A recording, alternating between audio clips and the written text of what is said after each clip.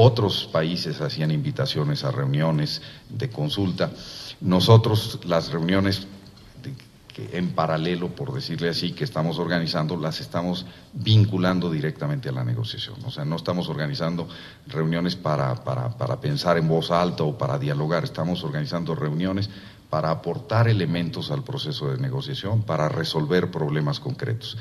En ese contexto les señalo, por ejemplo, la siguiente reunión que estamos convocando en México, que será la segunda parte de este mes de mayo, en donde nos vamos a abocar exclusivamente al tema de financiamiento y incluso dentro de financiamiento estamos identificando un espacio propio en el que creemos que nuestra contribución es mayormente significativa, porque de todo lo que sale de Copenhague, por un lado tenemos el financiamiento, llamémosle de corto plazo, los compromisos para 2010, 2011 y 2012, que eso tiene una vía principalmente centrada en donantes y la estamos dejando de un lado nosotros. Habrá un espacio de información de cómo va ese proceso, pero no hay una negociación per se. Los montos ya están decididos, los donantes tienen que poner el dinero en la mesa, tiene que empezar a circular. Por otro lado, hay un panel de alto nivel que creó el secretario general para apoyar el proceso de negociación, donde lo que se trata es de ver el largo plazo, donde aspiramos, o mediano y largo plazo, donde aspiramos a una meta de una movilización de 100,000 millones de dólares anuales hacia el 2020, y ese panel que creó el secretario general, que está copresidido por el primer ministro del Reino Unido y el primer ministro de Etiopía, y en el que participa el secretario de Hacienda de México, el secretario Cordero, tiene la tarea de identificar el origen o las fuentes de esos recursos, qué porcentaje de esos recursos provendrá de fuente de financiamiento público, qué porcentaje pudiera venir de financiamiento privado, qué fórmulas para cualquiera de los dos, si son mercados, si son escalas de cuotas, etcétera, para poder llegar a esos montos, qué necesitaríamos hacer. Y ese es nuevamente un tema que no abordaríamos en México porque ya está cubierto con ese panel. Queda entonces el espacio intermedio, que es el de construcción propiamente de la arquitectura financiera que deberá tener este esfuerzo en el futuro inmediato. ¿Cuál es el mecanismo de gobernabilidad para garantizar transparencia, acceso rápido a los fondos? ¿Cuál es la proporción de fondos que se destinará a proyectos de mitigación o de adaptación o de transferencia de tecnología o de formación de capacidades? ¿Qué recursos irán específicamente para programas de reforestación, etcétera? Ese tipo de asuntos son los que nos abocaríamos. Y desde luego, pues con ánimo de que este sea una contribución más y que en el contexto de la ONU, una vez que juntemos las tres piezas, corto plazo, fuentes, origen del largo plazo y arquitectura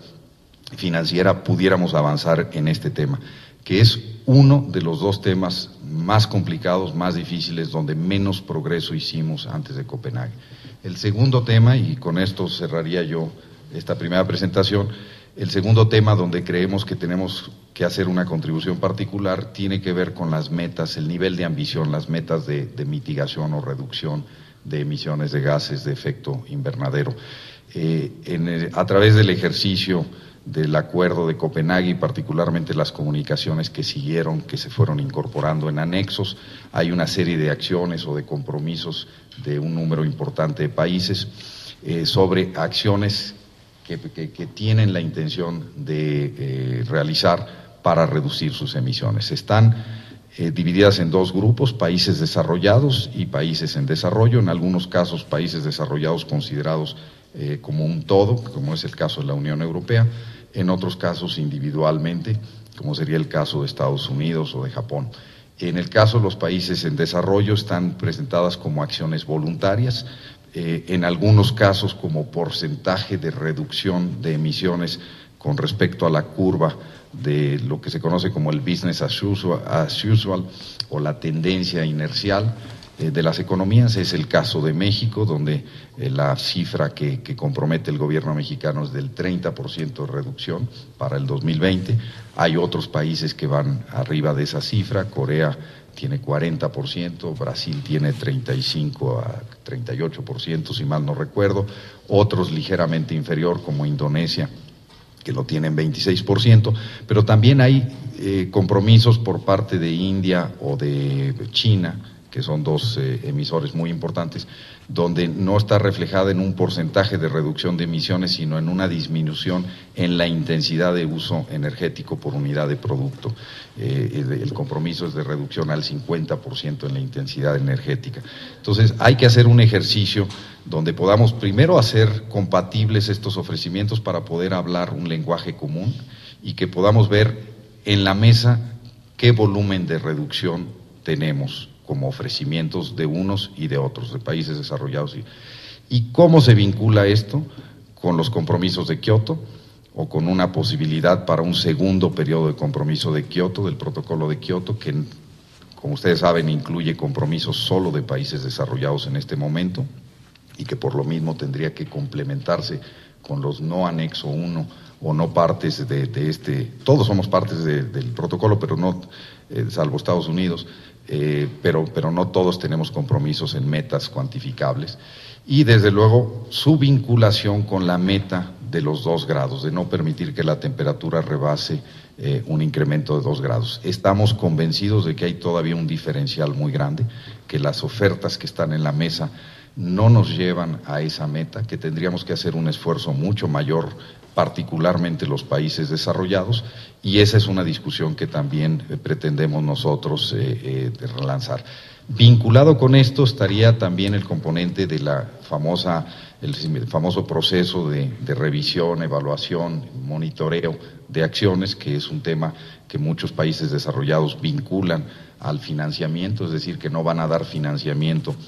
mientras no haya la capacidad de monitorear el uso de esos recursos, y que incluso quisieran monitorear no solo las acciones que ellos financian, sino cualquier acción emprendida por un país en desarrollo. Entonces ahí tendremos un paquete importante de negociación que, en opinión nuestra, debiera empezar por una discusión entre países que compartimos posicionamientos cercanos, y sobre todo que adquiriríamos obligaciones similares, y es el caso de Brasil, de la India, de China, de Indonesia, de Malasia, con Corea, con nosotros, para ver de qué manera responderíamos a esta demanda de transparencia,